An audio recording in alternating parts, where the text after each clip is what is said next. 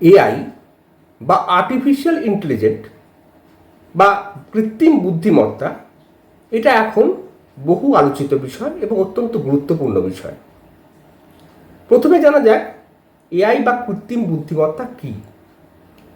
AI বলতে বোঝায় একটা সিস্টেম যা মানুষের মতো বুদ্ধিমত্তা অনুকরণ করে শিক্ষা, যুক্তি এবং সংশোধনের মাধ্যমে অভিজ্ঞতা লাভ করে আমাদের ডিজায়ার্ড রেজাল্ট, মানে যে রেজাল্টটা আমরা চাইছি বা ফলাফলটা চাইছি সেটাকে উপলব্ধ করায়। উদাহরণ দেওয়া যাক, যেমন ধরা যাক যে আমেরিকার রাস্তায় টেসলার গাড়ি চলছে, পিছনে যাত্রী, সামনে কোনো ড্রাইভার নেই, অর্থাৎ এআই এর মাধ্যমে গাড়িটা চালানো হচ্ছে। আপনি মোবাইলে কোনো কিছু টাইপ করছেন, বানান ভুল হচ্ছে, মোবাইল সেটা অটো কারেক্ট করছে। গুগল ম্যাপের সাহায্যে আপনি যে জায়গাটা চাইছেন সেই জায়গাটা গুগল ম্যাপ দেখিয়ে দিচ্ছে। আপনার ইমেল আইডিতে অনেক ইমেল আসছে যেগুলো আপনি দেখতে পাচ্ছেন না, স্প্যাম ফিল্টারে অটোমেটিক্যালি চলে যাচ্ছে। আপনি একটা ছবি চাইছেন, সেই ছবিটার সম্বন্ধে কোন একটা মডেলকে, এআই মডেলকে বলে দেন যে আমার এই ধরনের একটা ছবি দরকার, আপনি যেমন চাইছেন তেমন একটা ছবি সে তৈরি করে দিয়ে দিল। এগুলো হচ্ছে এআই এর উদাহরণ। তাহলে মূলত কম্পিউটার সিস্টেমগুলোকে মানুষের মতো কাজ করতে সক্ষম করার জন্য ডিজাইন করা হয়েছে। এটা ডেটা বিশ্লেষণ করছে, সমস্যার সমাধান করছে এবং সিদ্ধান্ত নেওয়া ও স্বয়ংক্রিয়ভাবে নেওয়ার মতো কাজ করতে পারছে। এবার আসা যাক এআই এর ইতিহাস।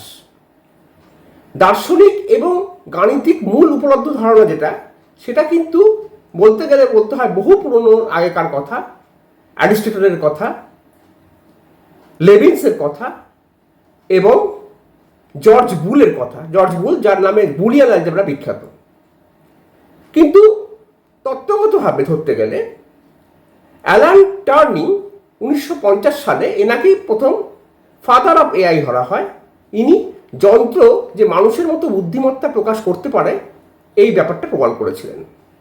তার পরবর্তীকালে আর্টিফিশিয়াল ইন্টেলিজেন্ট এই টার্মটা ব্যবহার করেছিলেন জন ম্যাককার্থি এবং এরপরে আরও অনেকেই কাজ করেছেন ব্যাপারে। এর মধ্যে যদি গুরুত্বপূর্ণ কিছু অধ্যায় ধরা যায়, ঐতিহাসিক অধ্যায় এআই এর, সেটা হচ্ছে 1950 সাল থেকে শুরু করলে 1950 থেকে 1970 পর্যন্ত যে কাজগুলো চলেছে সেগুলো হচ্ছে টুরিং পরীক্ষা, প্রতীকী প্রযুক্তি অর্থাৎ সিম্বলিক টেকনোলজি। এর পরবর্তীকালে 1970-80 দশকে যেটা হয়েছে সেটা হচ্ছে যে স্পেশালাইজ সিস্টেম, বিশেষজ্ঞ সিস্টেম বা পদ্ধতি।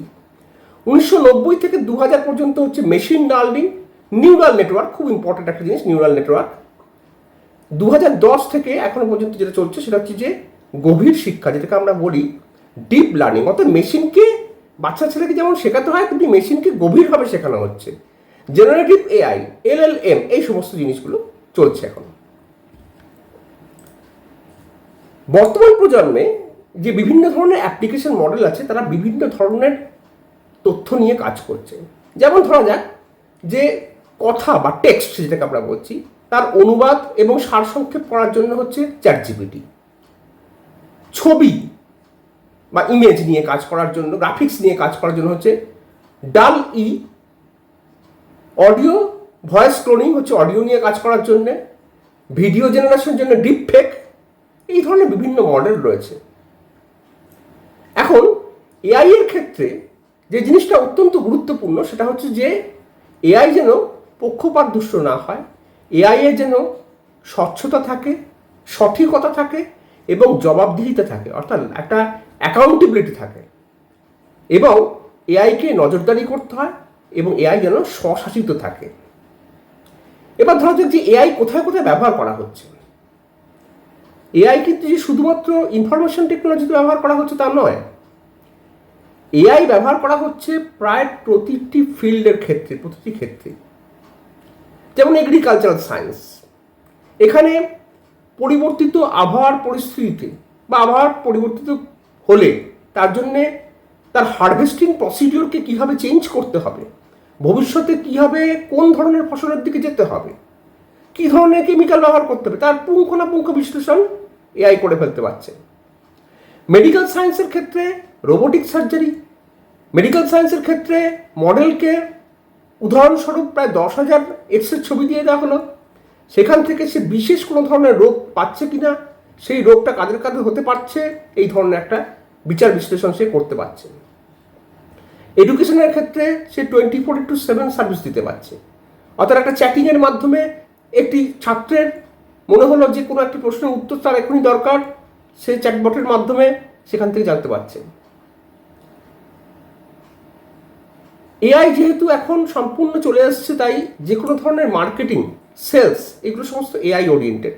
সেখানে একজন মানুষের কি চাহিদা, সে কি কিনতে চায়, কি ধরনের প্রোডাক্ট কিনতে চায়, বা ভবিষ্যতে অন্যান্য কাস্টমাররা কী ধরনের প্রোডাক্টের দিকে ঝুঁকতে পারে, তাদের ইন্টেনশন হতে পারে বা তাদের ইন্টেনশন হতে পারে যে এই প্রোডাক্টটা কিনি, এর বিচার বিশ্লেষণ অনেক আগে থেকে শুরু হয়ে যাচ্ছে এবং সেইভাবে প্রোডাক্টগুলোকে ডিজাইন করা শুরু হচ্ছে।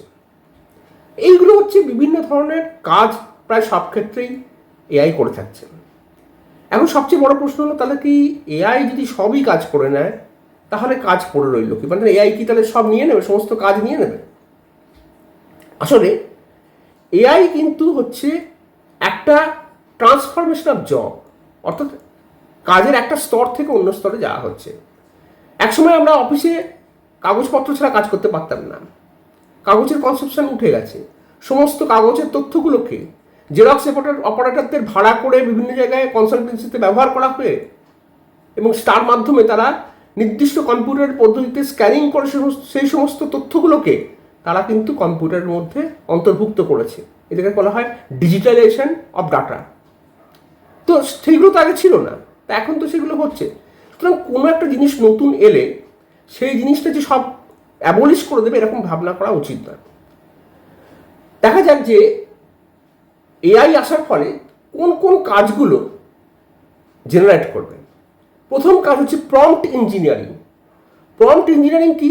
আপনি যদি ঠিক মতো প্রম্পট ইঞ্জিনিয়ারিং করেন তবেই আপনার আকাঙ্ক্ষিত আউটপুট সঠিকভাবে কম সময়ের মধ্যে আপনি পাবেন। এটা হচ্ছে প্রম্পট ইঞ্জিনিয়ারিং। এআই ডেভেলপার তারা কি করবে? তারা দেখবে যে আরও কী কী উন্নতি করা যায়, তারা নিউমেরিক্যাল মডেলগুলোকে, এআই মডেলগুলোকে রিস্ট্রাকচারিং করবে এবং এই কাজটা চলতেই থাকবে। কিন্তু কারণ উন্নতির কোনো লিমিট নেই, কিন্তু মানুষের কৌতূহলের কোনো লিমিট নেই, সে আরও ভালো চাইবে, তাই এই জিনিসটা চলবে। এআই প্রোডাকশন ম্যানেজার যারা এআইকে তৈরি করার পর সেগুলোকে ব্যবসা বাণিজ্যের দিকে কাজে লাগাবে, সেগুলো বিক্রি করতে হবে, তো সেইগুলোকে এআই তৈরি করার কোম্পানি বিক্রি করবে, সেইগুলোকে কনজিউমার হিসেবে অন্য কোম্পানি কিনবে। এখানে একটা ব্যবসায়িক ব্যাপার রয়েছে। এআই অডিটার, অনেক সময় দেখা যায় যে এআই কিন্তু পক্ষপাতমূলক সিদ্ধান্ত নিয়ে ফেলে, অর্থাৎ বায়োসিং, একটা কোনো একটা নির্দিষ্ট দেখা যায়, ধরা যাক যে 10টা প্রোডাক্ট বিক্রি করা হচ্ছে, এর মধ্যে এআইকে প্রশ্ন করা হচ্ছে যে কোন 2-3টে প্রোডাক্ট ভালো। প্রতিবারই দেখা যাচ্ছে যে নির্দিষ্ট কিছু প্রোডাক্টের নাম বলছে ইনস্পাইট অফ দেয়ার কোয়ালিটি। এটা একটা বায়াসনেস, একটা পক্ষপাতমূলক। এটা হওয়া চলবে না। এই জন্য এআই অডিটার দরকার, যারা এআই এর সিদ্ধান্তটাকে সঠিক করতে পারবে এবং মানুষের পক্ষে উপযোগী করতে পারবে। এআই কমপ্লায়েন্স অফিসার, অর্থাৎ এটা শুধু করলে এআই যাতে নীতিগতভাবে মেনে চলে, অর্থাৎ এআই দিয়ে যেন অন্য কাউকে অনৈতিকভাবে কোনো কিছু অসুবিধা তৈরি করা না হয়, এআই যেন মানুষের উন্নতিতে ব্যবহার করা হয়, এই নীতিগত জিনিসগুলো কিন্তু দেখবে।